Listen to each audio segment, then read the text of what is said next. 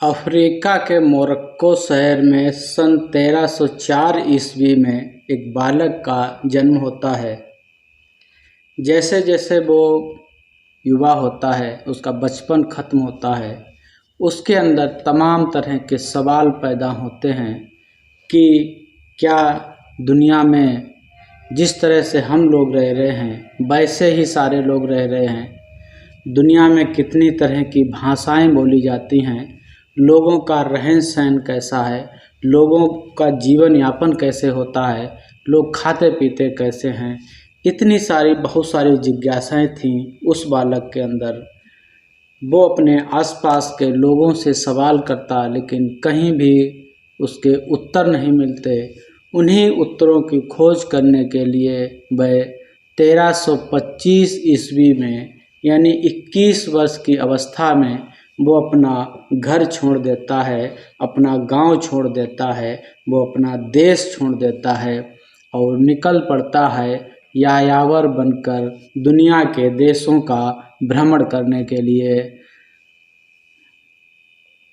करीब 7-8 साल तक वो दुनिया के कई देशों का भ्रमण करता है। वहाँ की जो संस्कृति हैं उनके बारे में जानता है, वहाँ की शासन व्यवस्थाओं के बारे में जानता है, वहाँ के धर्म और इतिहास के बारे में जानता है। और घूमते घूमते सन 1333 में वह भारत पहुँचता है, दिल्ली पहुँचता है, जहाँ पे सुल्तान मोहम्मद बिन तुगलक का शासन था। सुल्तान मोहम्मद बिन तुगलक को जब पता चला कि मोरक्को शहर से कोई युवा देश घूमने के लिए आया है, जो सिर्फ युवा ही नहीं है, वो अच्छा यायावर है, एक अच्छा लेखक है, एक अच्छा कवि है, एक अच्छा इतिहासकार है। इतनी सारी जो उसमें खूबियाँ थीं, उन खूबियों के लिए राजा ने उसका दिल्ली दरबार में भव्य स्वागत किया। राजा ने उसकी खूबियों को देखते हुए दिल्ली में 1200 रुपये महीने 1200 दिनार प्रति माह के हिसाब से काजी के पद पे वहाँ पे नियुक्त कर दिया।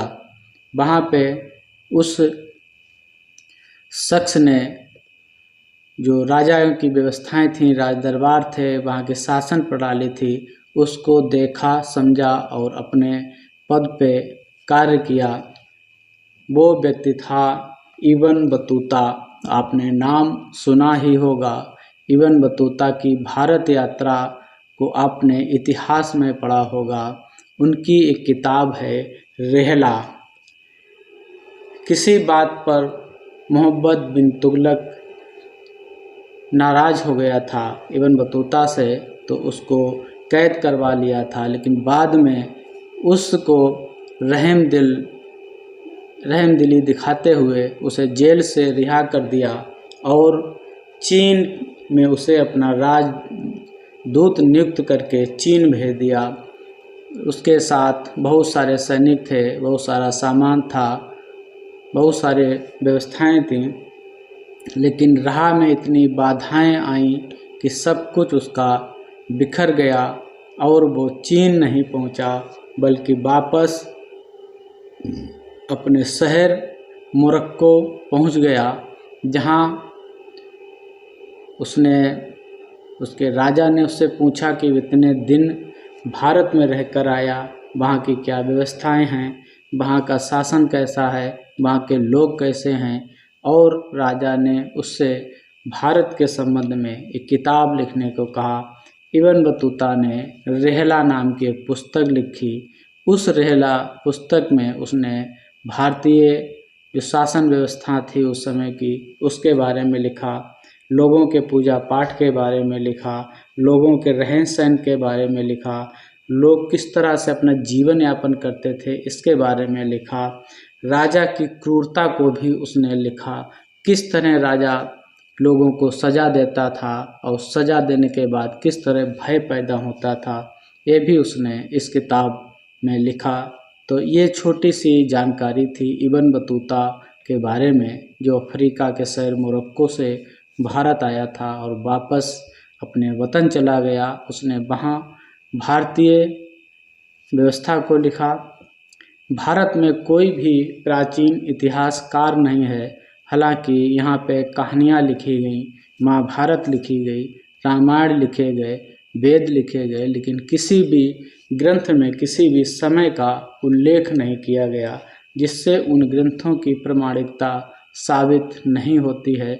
आधुनिक काल में कुछ इतिहासकार हुए जिन्होंने भारतीय इतिहास को लिखने में अपनी अहम भूमिका निभाई।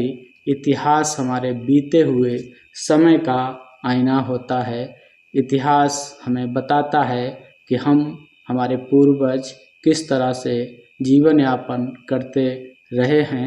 जाते जाते हमारे चैनल को सब्सक्राइब कर लीजिएगा। वीडियो अगर ठीक लगे तो लाइक और शेयर भी करिएगा।